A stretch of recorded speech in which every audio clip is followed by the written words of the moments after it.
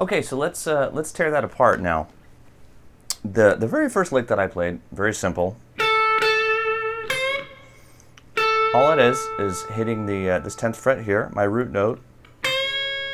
And what I did is when I hit that 8th fret, I just bent it up a little bit.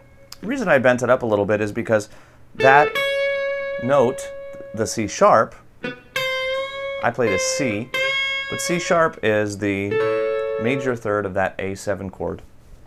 And this actually gets into to a whole big thing about using the major blues and the minor blues.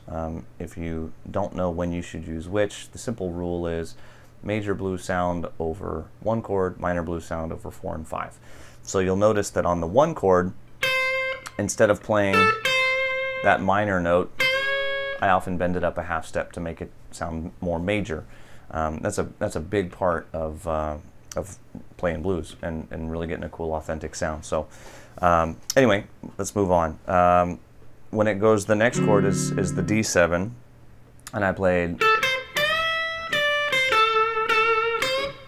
And by the time that finished off, I was back to the A. So I started out with a very minor sound,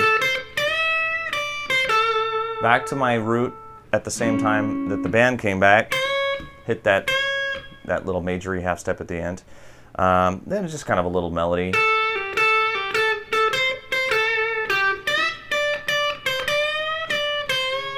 Once again, that little half step squeeze at when it comes back to the 1 chord. Main thing here is these bends.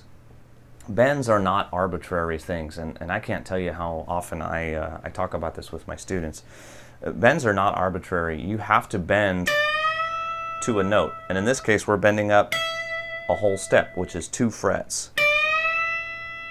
You don't want to bend too far. You don't want to bend too little. You got to get it solid up there to that whole step. That is so critical. It's funny, I saw an interview with Eric Clapton, or maybe I was reading it. Anyway, the guy asked him, do you still practice? Asking Eric Clapton, I think that's kind of funny. But anyway, Clapton said the only thing that he really still practices on is his bends. Getting them exactly to the right pitch. Being able to go up in half-step increments and stuff like that. Anyway, that's definitely a topic for another day. But for now, we have that last lick there that I just played. This is at the turnaround. Sorry, E7 on the tune before the second 12 bars comes in, and I used just a really common lick, which has a bend and release, a pull off, and 2 picked notes. Then I come back in, back to the A7, a couple of more bends, D7, once again, get my little thing in there. Then I just did a little triplet move. So you see I'm barring across the 8th fret and just doing a hammer on, and then picking the top string, and then I just reversed it. And I really did this for demonstration, just so you can see how easy this is. Because it really sounds cool, and there's nothing to that. So ended off with, once again, a couple of more bends. And again, the whole key to this, you just got to stick those bends.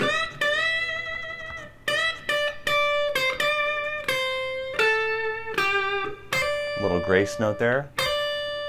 What a grace note is when I pluck the 8th fret and immediately hammer on the 10th fret.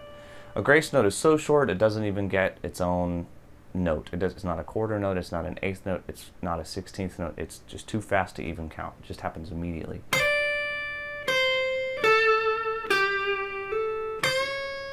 Get another one of those little half-step squeezes in there for that last A.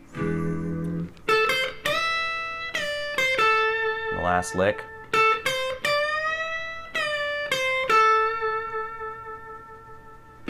And there you go. As you can see, it's not fancy, it's not hard. There's no big mystery or big magic powers that you need to do this. I firmly believe anybody can do it. You just have to apply yourself a little bit and really just cut through all the junk. Take a small pattern like this and really work it. It's amazing how much you can do with not a lot, and you really need to learn to take a small section, a small area of the neck, and really work it and make it happen and make it sound good. It's all in how you think. It really doesn't have a lot to do with tons of chops and tons of licks and, you know, tons of theory, anything like that. You just have to think. You have to approach the chord changes of the blues properly, and when you do that, everything falls into place, and it's really not that hard to make something that sounds cool. Just don't get hung up, you know, running around getting internet tabs, which, by the way, are always wrong and always junk. My students bring them to me all the time, and I have yet to get one that was not completely wrong or messed up, unless it was like something very simple.